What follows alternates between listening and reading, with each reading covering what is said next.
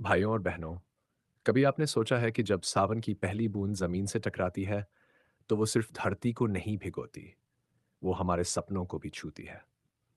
गांव के बच्चे नंगे पांव कीचड़ में खेलते हैं, किसान की आंखों में उम्मीद झलकती है, और माँ की हथेली में पकते पकवान की महक उस बूंद के साथ घुल जाती है।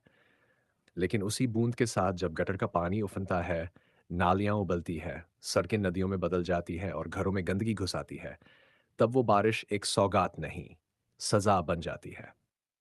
ये बात सिर्फ दिल्ली, मुंबई या पटना की नहीं है।